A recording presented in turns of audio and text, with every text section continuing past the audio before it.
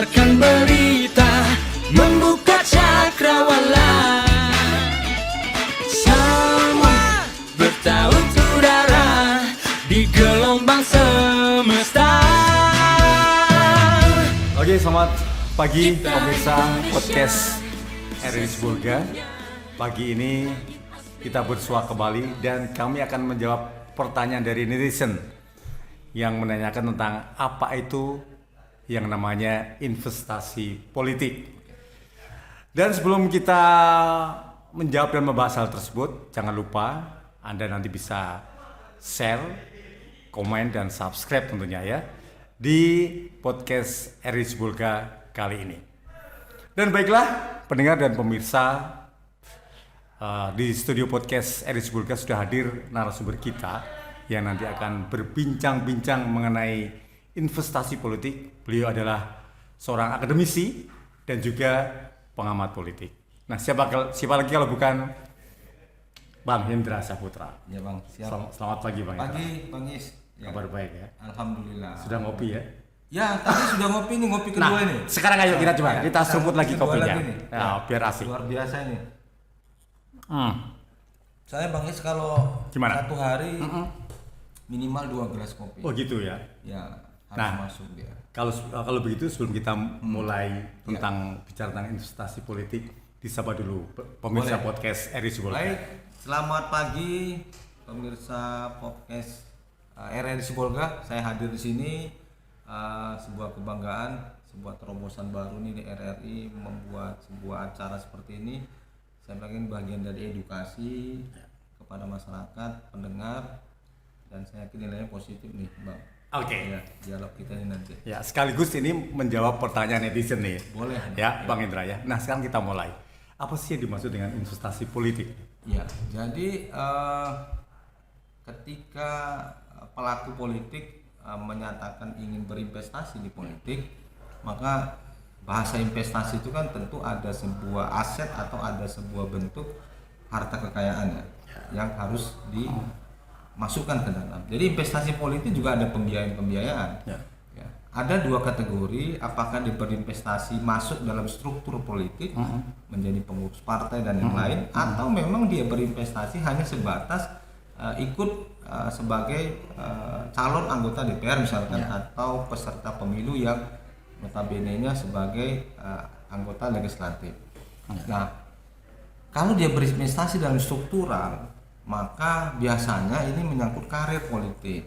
Ya, jadi ketika contoh misalkan partai yang permanen, misalnya PDI Perjuangan nih Bang, orang kan tidak sembarangan masuk nih jadi pengurus PDI Perjuangan. Saya pikir partai kaderisasi yang secara struktur mereka sangat rapi, jadi tidak sembarangan orang bisa jadi ketua partai. Itu bagian dari investasi politik, artinya ada sebuah proses yang dia lalui, maka jabatan itu didapatkan. Ada juga investasi politik jangka pendek, ya.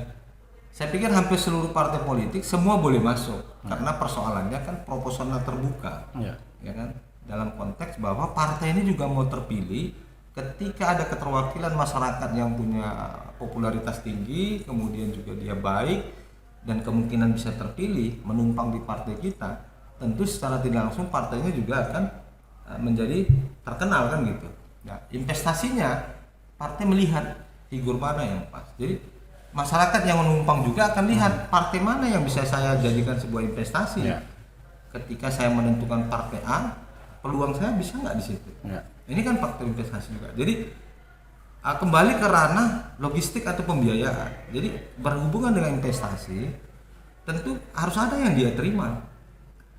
Nah, saya ada teman yang berdiskusi, Pak Hen, kalau jadi caleg benar nggak harus ada pembiayaan? Ya, harus, saya bilang. Kenapa? Ketika kamu mau menjadi struktural partai politik, ya kalau kamu tidak berkeinginan jadi anggota DPR politik, tidak ada masalah. Tapi ketika muara akhirnya kamu akan menjadi calon DPR, maka kamu sudah harus siapkan investasimu, logistikmu apa. Mulai dari sosialisasi, contoh, kemudian mendekati masyarakat, kemudian membuat kelompok-kelompok kecil, lalu kemudian melakukan kegiatan-kegiatan sosial. Ini investasi nih, yang kamu harus tanamkan. Ya mungkin jangkanya tidak bisa pendek, bisa 6 bulan, bisa setahun. Nah ini kan dihitung nih, berapa sih pembiayaan 1 tahun yang kamu keluarkan ketika nanti mau pencalonan atau pemilihan 1 tahun ke depan. Oke, dibutuhkan 500 juta misalkan dalam rangka operasional, ini investasi. Ya. Lalu berapa nanti pada menjelang hari H? Ini semua dihitung. Nah, pertanyaannya, apakah investasi politik sama dengan investasi bisnis? Ya. Nah ini itu dia. Ya. Jadi kalau investasi bisnis, ketika dia nanam saham atau modalnya ditarik di situ, dia punya perhitungan kapan bisa balik. Ya. Ya kan? Berapa tahun kira-kira uang saya bisa kembali? Itu konteks investasi dalam bentuk bisnis. Nah, bagaimana investasi politik? Ya. Ya kan? Kalau kamu berhitung kapan pengembalian, given point ya. Dia di politik nggak bisa berlaku itu. Ya. Ada nggak kalanya sebahagian orang punya niat ke politik itu hanya karena kepuasan, hanya karena harga diri, hanya karena marwah keluarga, eksistensi ya. Iya, jadi banyak faktor. Kalau dihubungkan, Pak En kan langsung jadi kaya itu kalau jadi anggota DPR. Setelah dilantik, dia udah pakai mobil baru Pak En. Ya. Rumahnya, kamu jangan lihat fisiknya. Coba aja kamu ke Bank Sumut, berapa yang dia tanda tangani? Itu dipengaruhi pola dan gaya hidup. Ketika dia nggak menyesuaikan, ya dia udah masuk ke sistem itu. Nggak mungkin dong pakai sepeda motor yang jelek juga dia. Ya. Itu pola gaya hidup yang membuat akhirnya dia karakternya berubah. Dan kalau dilogikakan, semua transparansi kok. Beda orang bisnis, investasi bisnis tidak bisa diukur uangnya kapan kembali. Ya. Oke, baik. Kan kita nih baru saja kemarin melaksanakan pesta demokrasi ya. Pemilu 2024 14 Februari kemarin ya. Dan tentunya banyak lah ya orang yang bermain di investasi politik tadi ya. Nah tadi Bang Indra mengatakan ada dua pola ya di investasi politik. Nah dari kedua pola itu, kalau seseorang mau masuk ke atau akan menanamkan modalnya ke investasi politik, kita mulai dari mana? Ya kalau saya sebaiknya kamu nggak boleh instan, Pak Bang Is. Iya. Kalau instan itu kan ada resiko sih. Cuma kadang-kadang kan partai ini nggak konsisten juga. Dia hanya kepingin dapat kursi dengan public figure dan finansial orang yang cukup. Ya. Kadang-kadang orang jadi malas menjadi pengurus partai politik. Karena apa? Ya karena kalau dia jadi pengurus partai politik, dengan kondisi investasi atau keuangannya tidak cukup, ini kan tidak akan pernah terpilih. Ya. Jadi ini balik ke sistem pemilu kita, apakah proporsional terbuka atau tertutup. Dulu kita pernah proporsional tertutup, maka skala prioritas itu adalah pengurus partai dulu. Orang-orang yang sudah mengabdi, memahami seluk-beluk partai, kemudian punya kemampuan yang bisa diukur, lalu jam terbang dan yang lain, baru dia punya ranah masuk sebagai calon anggota DPR. Ketika sistem proporsional terbuka dibuat, maka semua pihak bisa ikut. Karena konteksnya bagaimana bisa menang. Bagaimana menang, investasinya harus real. Ketika dibutuhkan pembiayaan yang cukup besar, ya ini kan persoalan tingkat ekonomi. Tentu partai politik lihat, ini pengusaha ini jelas nih, maka kita rekrut nih. Tidak lagi melihat latar belakang, kemudian kemampuan, loyalitas ke partai. Ini berisiko tinggi juga. Jadi ada plus minus juga Bang Is. Nah kalau kejadian misalkan di lapangan dia terpilih dilantik, bagaimana kondisi dia dengan partainya? Padahal dia baru masuk nih, dia tetap diakui legalitasnya dari partai, berbicara dari partai, mengambil sikap dari partai. Apa risiko diambilnya ketika investasinya berjalan, udah nanti ini berjalan nih, kan tinggal proses pengembalian, dia akan lemah Bang, karena dia tidak masuk di struktural. Jadi kuncinya kalau mau investasi politik di salah satu partai, tujuannya harus masuk di struktural. Harus masuk dulu Bang Is. Jadi ketika dia terpilih Bang Is, dia baru masuk 6 bulan nih, di bawahnya ini suara yang di bawahnya pengurus partai politik. Ini politik kan siasat nih, ya kan? Karena dia tidak punya fondasi yang kuat, ini bisa aja diganti, yang ini naik. Ini hanya alat politik, hanya bagaimana mendapatkan kursi. Nah kemudian kan ada juga cara ya, ikut investasi masuk ke partai politik atau mendirikan partai politik baru. Nah ini bagaimana nih? Jadi memang hitung-hitungannya kan harus real. kita negara kita ini kan siklusnya kan naik turun Bang Is. Mulai dari zaman kemerdekaan partai politiknya banyak, lalu menyusut lagi di Orde Baru, ya kan, buat jadi 3, lalu berkembang lagi reformasi sampai hari ini. Kerannya masih terbuka. Ketika Menteri Hukum dan HAM didaftarkan dan hari ini sudah terverifikasi sekian partai politik. Dan biasanya setiap 5 tahun sekali diberlakukan. Ya walaupun sebenarnya ada proporsional yang diatur sekian persen ketika masuk pilihan. Cuma ini kan enggak pasalnya pasal karet Bang Is. Ya, jadi kalau mau buka investasi partai baru, contohnya ada partai Gelora misalkan, lalu ada partai Umat, ada partai banyak partai nih. Nah, kita mau mempertanyakan apa iya bisa di atas 3-4%? Nah, kalau tidak dapat, investasinya di mana Bang? Investasinya ada juga di kabupaten kota dan provinsi. Contoh PSI nih. PSI ini tidak ada di pusat, tapi di DKI Jakarta, provinsi ada PSI-nya. Dan sering bersuara. Dalam konteks memberi kebijakan ke wali kota atau gubernur atau apa. Tapi di pusatnya kan nggak ada.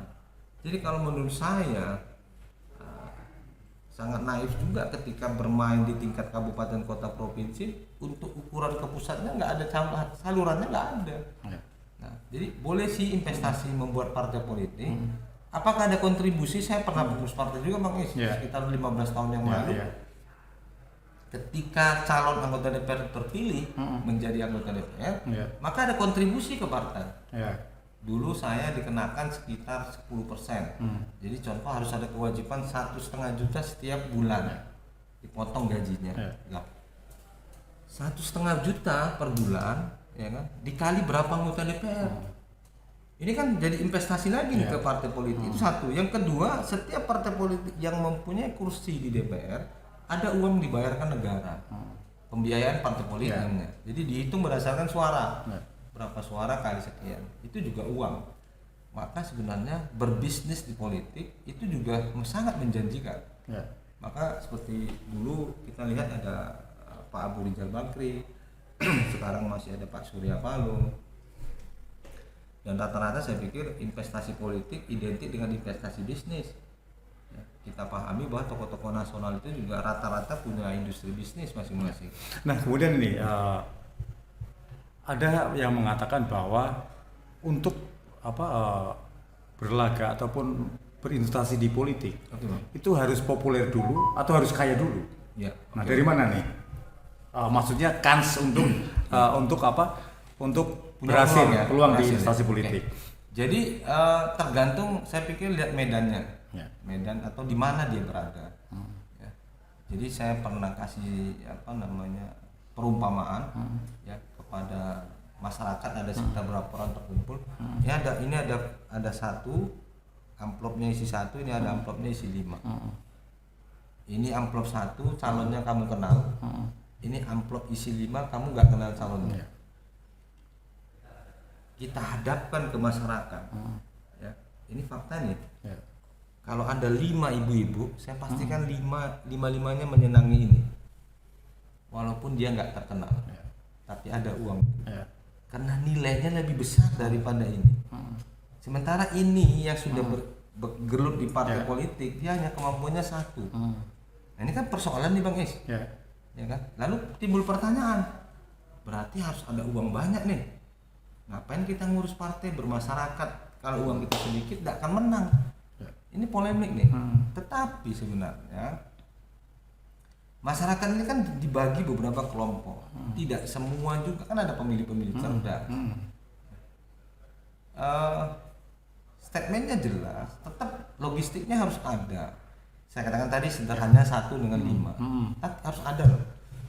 Tetapi kerjanya harus ekstra. Dia harus kunjungan, dia harus meyakinkan orang bahwa dia orang yang akan baik, dia bisa bantu segala ini. Dan saya yakin komunitas ini juga akan terbangun. Walaupun mungkin persentasenya tidak banyak, Bang. Yang instan yang tadi itu. Inilah hari ini yang terjadi. Jadi investasi tidak lagi berdasarkan logika berhitung berpikir berapa uang habis. Jadi pada intinya juga harus mengetahui budaya di sekitarnya. Kan sekarang yang masih ramai kan tentang money politik itu ya. Ya, kalau saya ditanya selaku pengamat, agak rancu yang mana sih money politik? Karena semua money politik. Gitu ya. Ya, saya pastikan, Bang Is. Karena teman-teman saya calon anggota DPR pakai uang kok. Nilainya yang berbeda, Bang Is. Saya kan tadi ada yang satu, ada yang dua, ada. Tapi kan judul besarnya kan sama, ini money politik. Mau dia kasih 1 sama mau ngasih 5 kan sama, praktiknya sama. Hanya karena kemampuannya nggak bisa 5, lalu dia buat isu itu money politik tuh. Dia juga money politik. Nah, ini yang saya nggak terima. Kalau kita mau ya nggak usah sama sekali. Tapi Bang Is, apa iya ada yang milih? Nah, ini kan dilema ini. Benar nggak ada yang milih ketika dia benar-benar tidak menggunakan money politik? Saya mau lihat nih. Sampai hari ini. Cuma persoalannya kan sekarang digembar-gemborkan mengedukasi para pemilih ke masyarakat kan? Benar, agar Bang. tidak Transaksional money politik itu tadi. Iya kan persoalannya jadi pasal karet. Lalu maaf ada penyelenggara kan nggak selagi tidak tertangkap tangan dengan contoh ini. Ya kan? Itu kan nggak kita ketahui. Orang prakteknya masif kok. Siapa bilang? Kan modusnya aja yang berbeda-beda. Ada yang transaksionalnya terang-terangan, ada yang tersembunyi. Tapi kan judul besarnya kan sama, money politik, kan sama aja itu. Nah, kita nggak bisa juga, maaf Bang Is, kalau kita ini kena kota nih, daerahnya kecil. Bagaimana dengan Tapanuli Tengah contoh, yang kabupaten dan desa? Kita lah dulu Bang Is. Apa iya Bang Is yakin juga ini nggak ada money politik? Nilainya yang berbeda. Mungkin bobot di sini 1, ketika di daerah pedesaan bobotnya setengah. Tapi kan prosesnya kan pasti ada. Nah, lalu saya pernah berdebat tuh. Kan nggak boleh Bang En. Ini kan pesta demokrasi. Namanya orang pesta. Kau ketika pesta, kau jangan untuk hitung untung rugi. Pesta itu pasti rugi. Karena kita membiayai ngasih makan orang. Jadi intinya kita berbicara tentang investasi politik bukan ke profitnya ya. Bukan. Jadi eksistensi tadi ya. Eksistensi. Jadi benefitnya ya. Benefitnya. Jadi apa yang didapat? Jadi bukan hanya berapa uang saya dapat. Tingkat kepuasan juga ada di situ. Ada teman saya Bang Is. Berapapun Bang kami pertaruhkan di asal duduk dia. Karena kaya. Ya kaya tadi. Karena harga diri keluarga kan. Intinya uangnya nggak berseri ya. Nggak berseri. Jadi kalau ada orang buat 5, kita buat 7. Wah, kan kita bingung. Artinya modusnya yang berbeda. Motivasi orang mau duduk juga beda. Tapi menurut saya ya mudah-mudahan pemilih cerdas itu masih ada. Kalau diambil persentase dari 20 anggota DPR, ya minimal ada 2 atau 3 mendominasi benar-benar orang yang pemikir, orang yang peduli, yang terpilih. Nah kalau 20-nya kena transaksional semua, saya pastikan hancur gitu. Oke, sebelum kita lanjut kita minum Ngopi dulu kita. Kita ngopi dulu. biar lebih segar diskusi kita.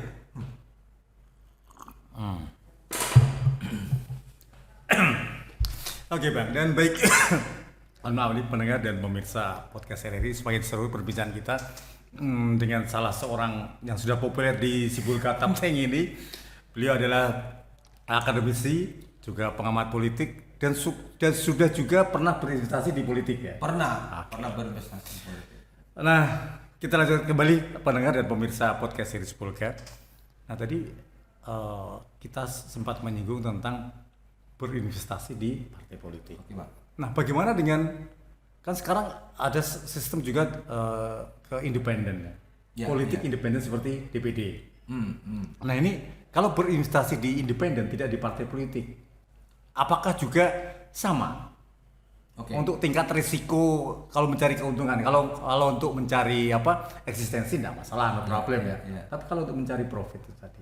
Ya, jadi itu salurannya kan tadi yang kan mau presiden mau DPR RI itu kan dari partai politik. Ini kan ada lagi satu kotak suara DPD Dewan Perwakilan Daerah, dan itu dihitung berdasarkan jumlah penduduk di satu daerah. Nah, apakah ini bagian dari investasi? Ini lebih rumit lagi Bang Is. Oh ya? Lebih rumit. Jadi Bayangkan dia seluruh Sumatera Utara, berapa kabupaten kota dia harus kelilingi, investasinya, modal yang dia butuhkan, mobilisasi. Oh gitu ya. Oh iya, dia harus. Jadi berarti lebih besar ya? Lebih besar. Jadi kalau dia hanya berasumsi ke penduduk yang padat, boleh aja sih. Contoh saya konsentrasi di Deli Serdang, Langkat, Medan. Oh ini dihitung-hitung sudah hampir setengah ini penduduk Sumatera Utara udah boleh aja sih. Tapi logikanya kan dia harus mobilisasi diri, dia harus kunjungan, dia kadang buat acara, dia harus. Ini prosesnya nggak bisa instan, nggak bisa pendek. Ya. Jadi kalau dia berkeinginan jadi anggota DPD, maka 1 atau 1 tahun, 1,5 tahun sebelumnya dia sudah jalan, dia sudah aktif nih. Tidak ada cerita ketika dia mau jadi DPD 2 bulan sudah jadi, nggak ada itu. Kapan waktunya? Bayangkan kita ada 34 kabupaten kota ya, berarti kan sebulan aja dia nggak habis ini. Sebulan 1 hari sini kan nggak habis nih. Bagaimana kalau dia cerita kecamatan yang mau dia kunjungi?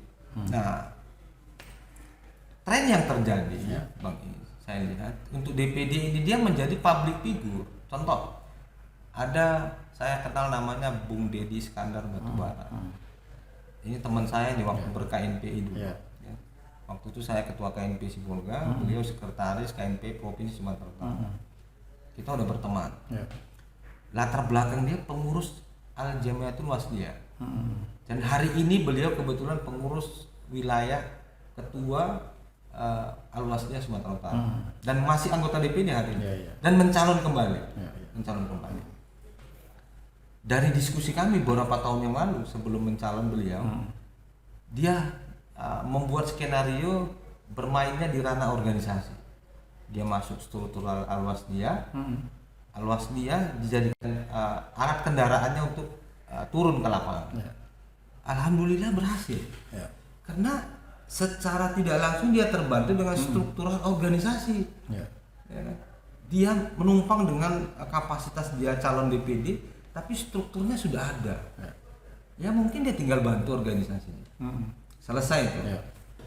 Itu dalam konteks keagamaan Islam. Ada juga kemarin sudah meninggal mungkin ya, pendeta ya, Eporus ya, AKBP mungkin Pak Simarmata. Itu juga dengan struktural. Ya. Jadi memang politik identitas itu sepertinya dominan di sini.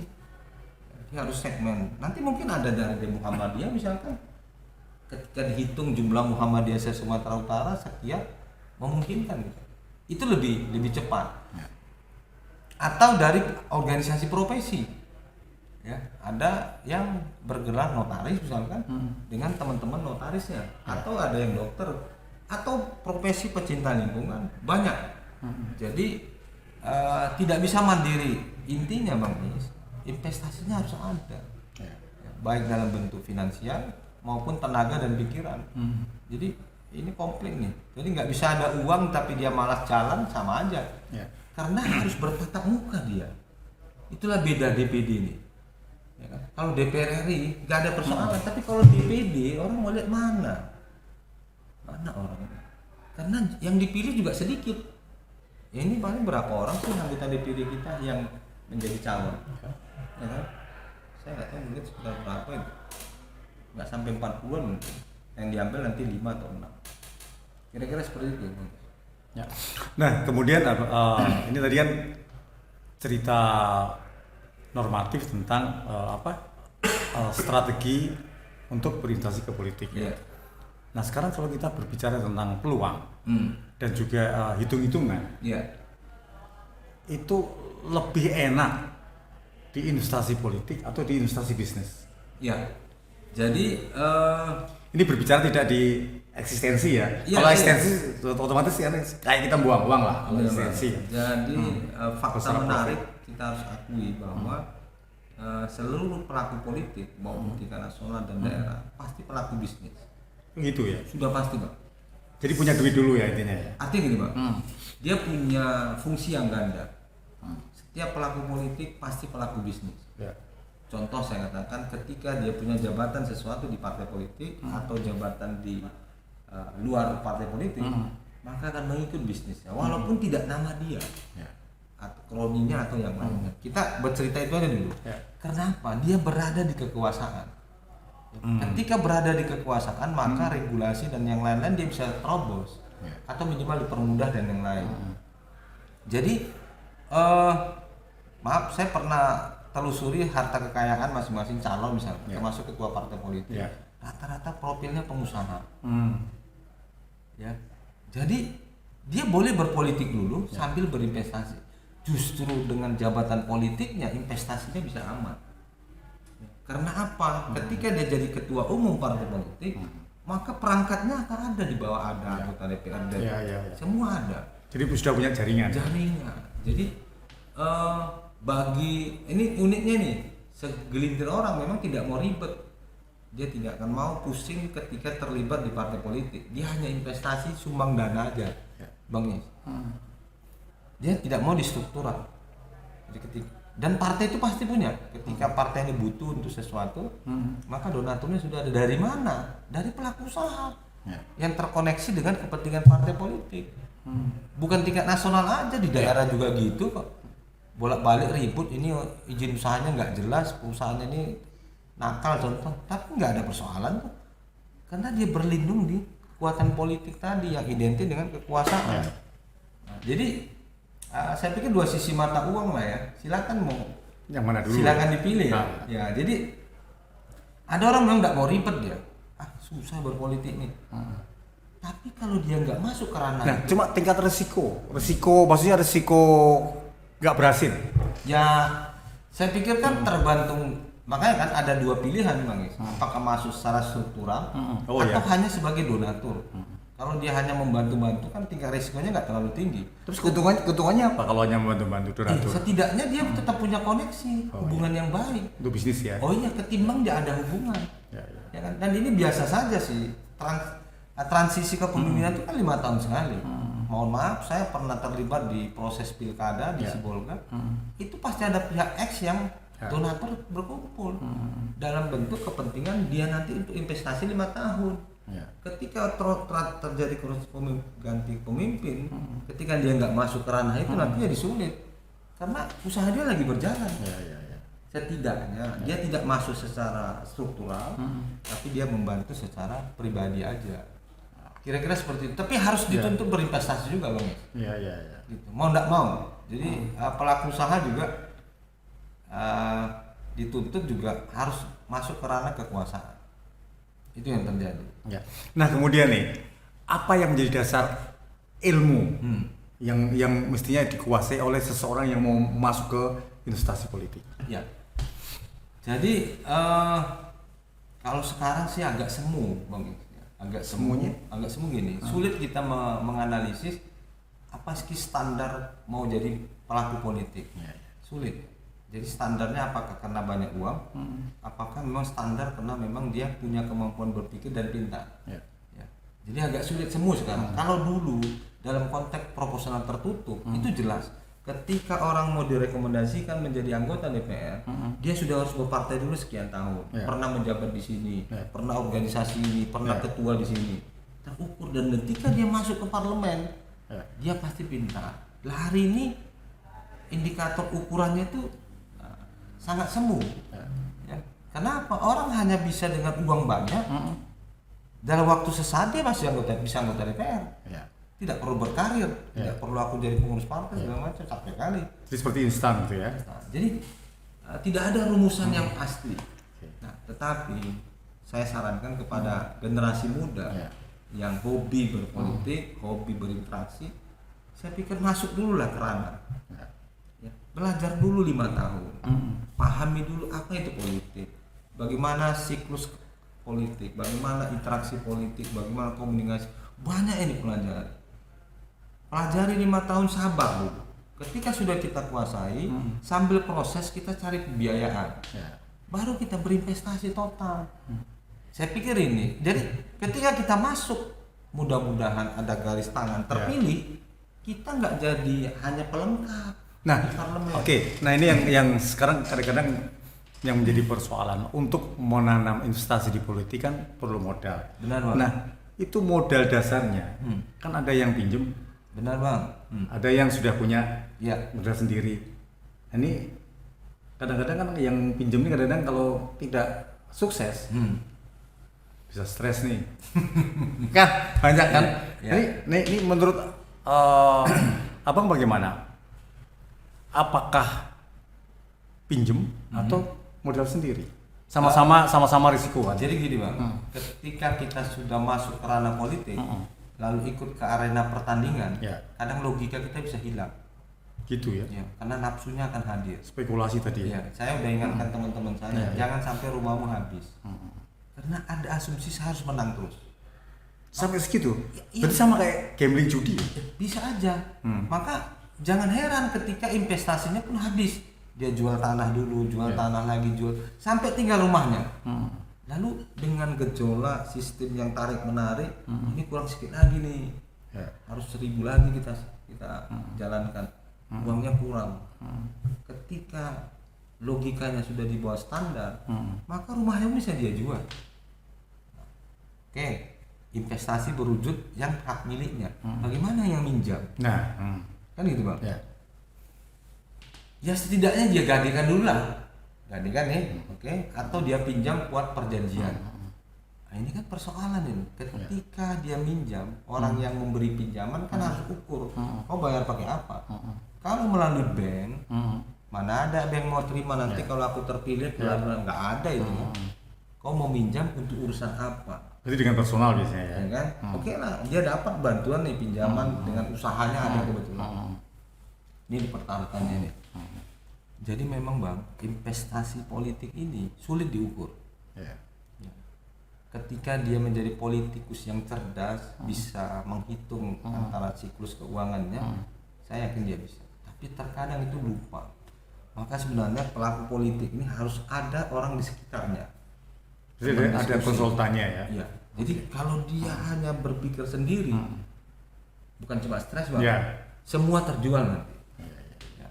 Maka jangan heran, dia nggak ukur antara kemampuan dengan nafsunya. Ya. Ya kan? Dia hanya berusaha baca dulu, tapi kemampuannya di bawah standar.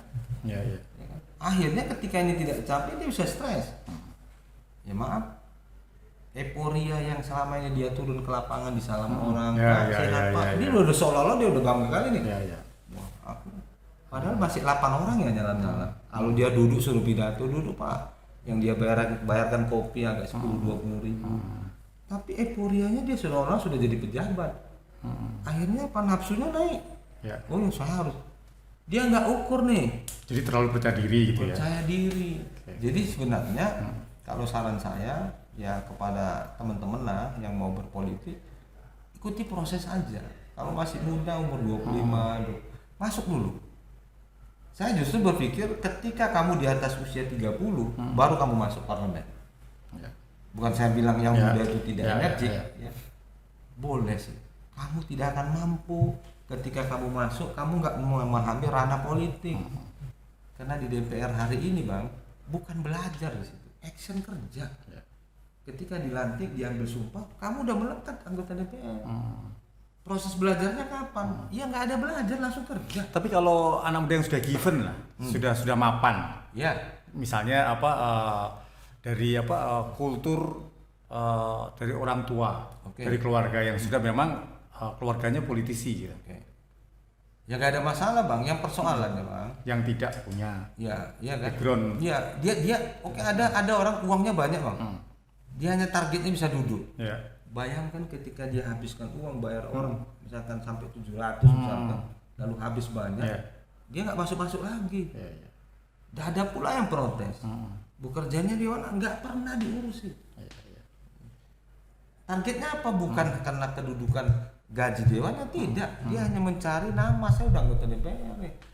Bisnis saya urus, nggak pernah masuk. Ya. Itu investasi juga, dia Ya. hitung-hitung. Ya. Ya kan? Ini investasi dengan jabatan saya bisa koneksi dengan siapa saja. Ketimbang saya jadi orang biasa tidak punya kapasitas. Ya. Maka saya dewan aja nih, saya bayar sekian, saya dewan. Udah saya nggak masuk dia ngurus bisnisnya. Apakah ada? Ada di beberapa daerah. Ya. Setelah duduk dia nggak peduli dengan rakyatnya. Rakyatnya pun tidak bisa protes karena sudah dibayar. Tidak bisa dia gugat. Ada dewan di sini nggak pernah masuk. Oke, baik. Terima kasih Bang Hendra Saputra Iya, siap, yang Bang. sudah berbagi tentang investasi politik Jadi sudah menjawab pertanyaan dari netizen kami ini. Semoga perbincangan kita di podcast Iris Bulga dapat menambah ilmu Siap, Pak. bagi kita semua, khususnya bagi anak-anak muda yang mau Investasi politik. Iya. Baik, pemirsa dan pendengar podcast Iris Bulga, itu tadi perbincangan kita tentang investasi politik. Terima kasih yang sudah like, sudah subscribe, sudah komen, dan kita bersua kembali di lain kesempatan.